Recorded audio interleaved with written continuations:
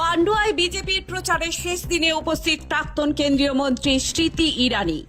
হুগলির পান্ডুয়া বিধানসভা কেন্দ্রকে ঘিরে নির্বাচনী উত্তাপ চরমে পৌঁছেছে দ্বিতীয় দফা ভোটের আগে।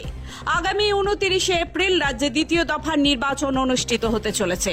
তার ঠিক দুদিন আগে অর্থাৎ 27 এপ্রিল ছিল নির্বাচনী প্রচারের শেষ দিন। সেই গুরুত্বপূর্ণ দিনে বিজেপির পক্ষ থেকে এক বড়সড় শক্তি প্রদর্শনের আয়োজন করা হয় পান্ডুয়ায়। এই উপলক্ষে আয়োজিত হয় বিজয় সংকল্প যাত্রা, যেখানে উপস্থিত ছিলেন প্রাক্তন কেন্দ্রীয় মন্ত্রী স্মৃতি ইরানি। তিনি বিজেপির প্রার্থী তুষার মজুমদারের সমর্থনে এই রোড শোতে অংশগ্রহণ করেন।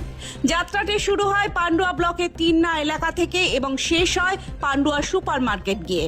প্রায় 5 কিলোমিটার দীর্ঘ এই মিছিলে ব্যাপক জনসমাগম লক্ষ্য করা যায়।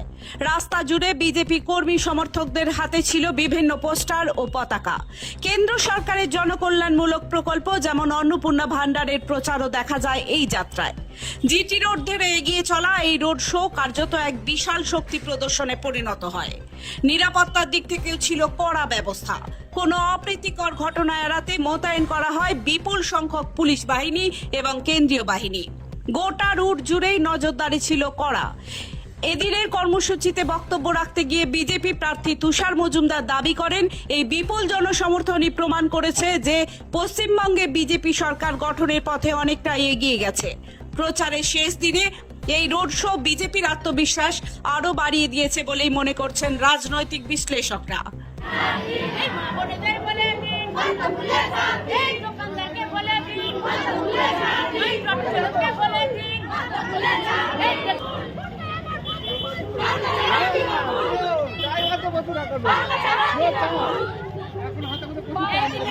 ওইটাই তো আস্তে আস্তে করো,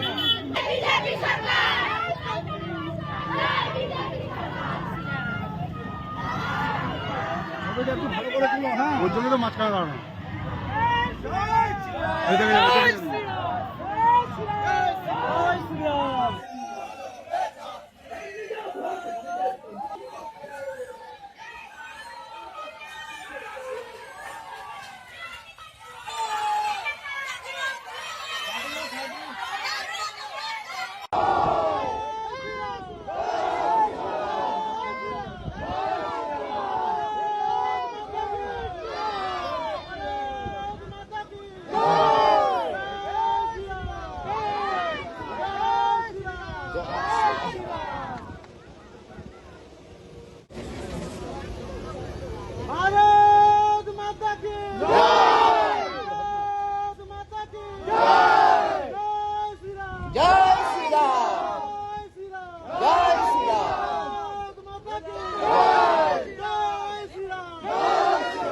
আমার র্যালি ছিল আমাদের তিন্না পেট্রোল পাম্প থেকে সুপার মার্কেট পর্যন্ত।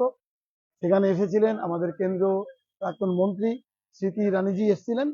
তার উপস্থিতিতে আজকে আমার সমর্থনে আজকে র্যালিটা হয়েছে।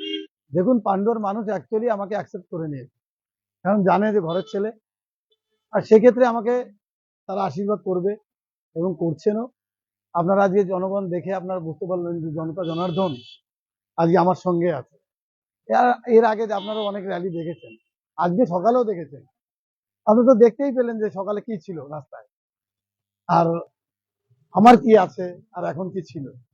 আমার র্যালিটা দেখেই মানুষ বলছে যে দুহাত তুলে আমাকে আশীর্বাদ করছে। আমি সবাইকে প্রণাম জানাই যে 2 টাকা 5 টাকা দিয়ে আমি কাউকে আনি, সবাই স্বতঃস্ফূর্তভাবে আমার এই র্যালিতে এসছে। আমি এই জনতাকে প্রণাম জানাই।